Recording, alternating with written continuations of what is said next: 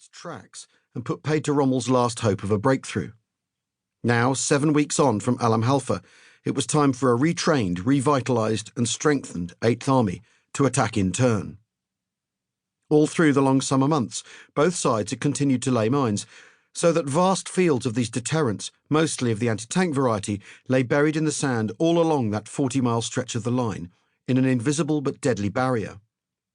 To break the Germans and Italians here at the Alamein line, 8th Army had somehow to clear paths through these dense fields of mines and also through the wire entanglements before they could burst out the other side, move freely in the desert once more, and use their now greater materiel strength to fold up the Panzerarmee, and then force the shattered remnants to flee all the way back to Tobruk and beyond, over more than 1,000 miles.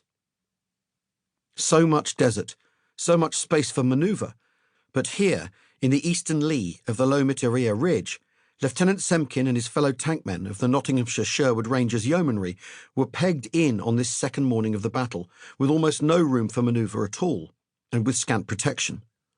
True, the enemy could not see them where they were sheltering, any more than they could see the enemy, but if they stayed where they were, enemy artillery, firing over the shallow ridge, would catch them eventually. On the other hand, to press forward in broad daylight, with insufficient space to move, meant they would become sitting ducks. Semkin and his fellow officers had been briefed for the great battle just 3 days earlier. 2 days before that, he and the men of C Squadron had been given brand new American-built Sherman tanks, only recently arrived from the United States. At 30 tons apiece, each with 2 machine guns and a hefty 75mm main gun, these armoured beasts were a big step forward, and the finest tank now serving in 8th Army. So, a couple of days to familiarise themselves with these new machines, and then they were off, trundling through the assembly area immediately behind the forward Alamein positions, ready to head straight into battle. As so often, the plan had sounded straightforward enough on first hearing. Montgomery aimed to punch 2 holes through the Axis minefields and defences, one in the north of the line and one further to the south. The northern one was to be the main breach. This was also where the enemy defences were strongest, but Monty believed it was best to hit the enemy head-on along a 10-mile stretch. The problem, though, was that it was impossible to expect the engineers to clear a 10-mile gap through the 3 miles or so of minefields. Instead, there were to be 2 corridors of 3 lanes, each of which would be just 8 yards across, no wider than a tennis court.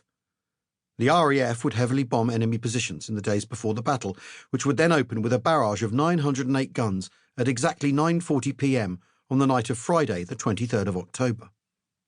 15 minutes later, infantry and engineers would get going behind a further barrage of shells raining down from their field guns, and then the massed tanks, anti-tank guns, and trucks of 30 Corps, the Corps d'Esprit, Monty had called it, would start moving forward down these impossibly narrow 8-yard channels, advancing for 3 to 5 miles until they were through the sea of mines and out into the wide-open desert beyond.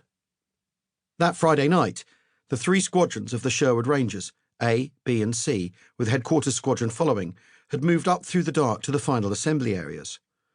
At 1 minute past midnight, and with the air up ahead still crashing and booming with the sounds of artillery battle, they were lined up in their tanks along the final defence line, anxiously awaiting orders to start moving. To begin with, Semkin had thought everything was going according to plan. He'd never seen such incredible organisation and on such an immense scale.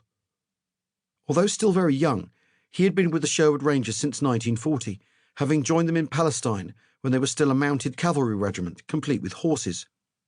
The horses had long gone, but it was only earlier that year, after a time as artillery, that they had finally become mechanised. Rommel's attack at the end of August at Halfa had been the Sherwood Rangers' first action in tanks, so while they were not new to war, they had been most woefully new to mechanised warfare. Back then, Semkin had been the regiment's navigation and intelligence officer and had watched, aghast, as the lead squadrons had charged towards the enemy, reminding him of the light brigade at Balaclava, and had been similarly shot to pieces. Cavalry charges, whether by horse or tank, belonged to an earlier age of warfare. It had been a shock for Semkin to see for the first time one of their Grant tanks hit and burst into flames, incinerating the occupants, but then, within moments, more were ablaze. In all, 7 had been destroyed and a further 4 knocked out. As lessons went, it had been a harsh one. The Sherwood Rangers still...